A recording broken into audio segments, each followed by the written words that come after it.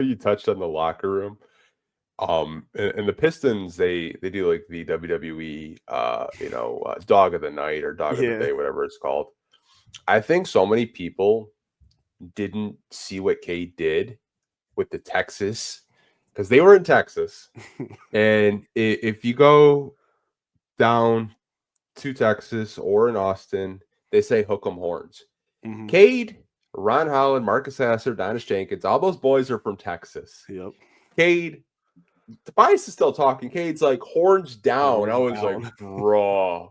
Like the fact that he did that in Texas, one, funny, but two, it was in the University of Texas locker room. You could see like the Texas logos in the back. Like, dude, that's Yeah. diabolical by Cade.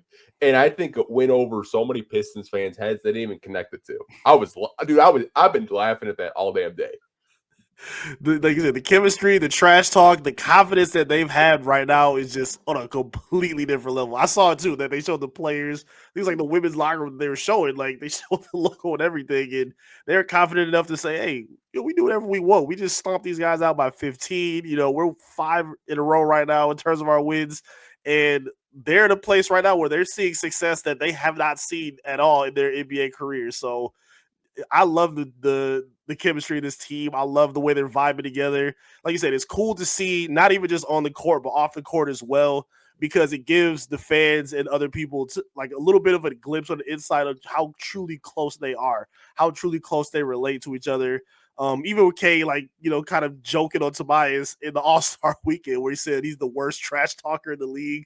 Like, I like those little tidbits. It just makes the league and the game, the season a little bit more fun.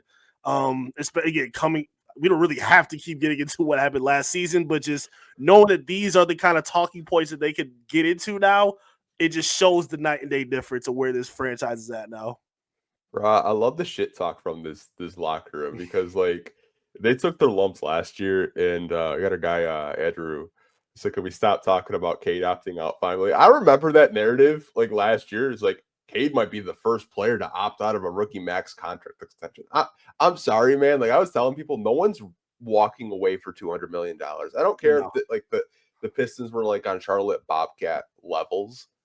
No one's walking away from that. And obviously, they've done so much winning, but I want to just give Andrew a little shout out. But yeah, man, like I love the shit talk from this locker room. I remember when Stu posted a video of them in the Knicks locker room, and Knicks Twitter got I pissed. remember that. Like I just love the shit talk from this locker room. You can tell the chemistry is just off the charts. Maybe they'll make another Bucky's trip because they are going to be playing in Atlanta tomorrow. That was the key right there. That was a great time. Yeah, they're just at a different level, man. Again, you see with Malik Beasley, Isaiah Stewart doing the Matumbo finger wag now. Duran has always been that kind of guy. And again, it's also like we're talking about ways to help the league. I think the Pistons are single-handedly helping the Yeah. NBA right now with rivalries. Like whether the beef that they kind of I don't think they started with Orlando. Orlando started that, but the trash talking that they've had back and forth, the Indiana trash talking, even Chicago. I remember Beasley and Josh Giddey had a little bit of a back and forth that was going on at LCA last time they played. Like that kind of stuff helps. It like you shouldn't have to wonder.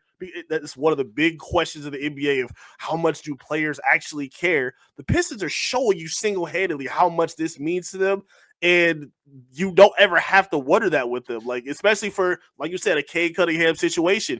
He could have opted out for another situation or went for a big market, Gilbert Arenas, but he's interested in trying to rebuild what he started here. That's genuine care for your franchise, for the situation you're in, for the fans, the city. That matters a lot. I love how they stand on that, and I love how just visible it is in their day-to-day performance with this team. Yeah, it's honestly funny. Like people always say ratings are down. Well, every time I watch a Pistons game, I'm entertained.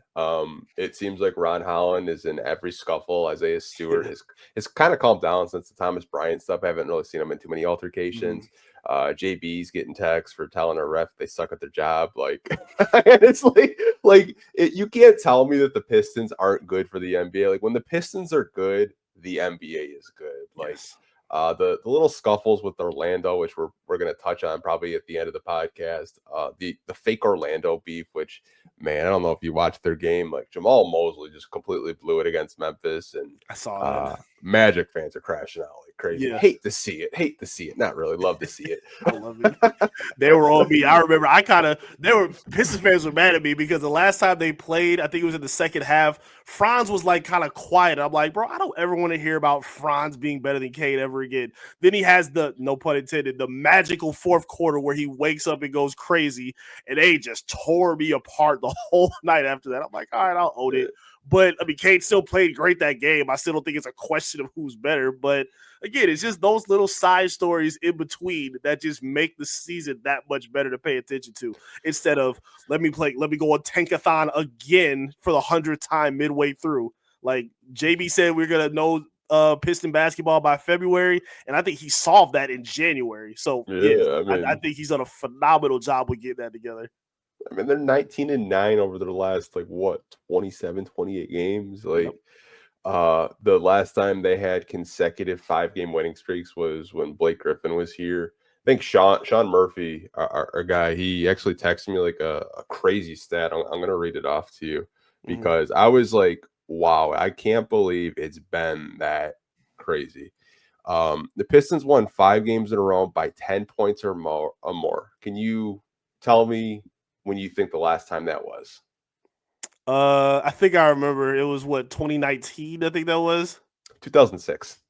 Oh goodness! Oh, never mind. I'm way off. Yeah, when they were on a 5-game winning streak and they beat their opponents by 10 points or more. 2006. So the goal in the work crew.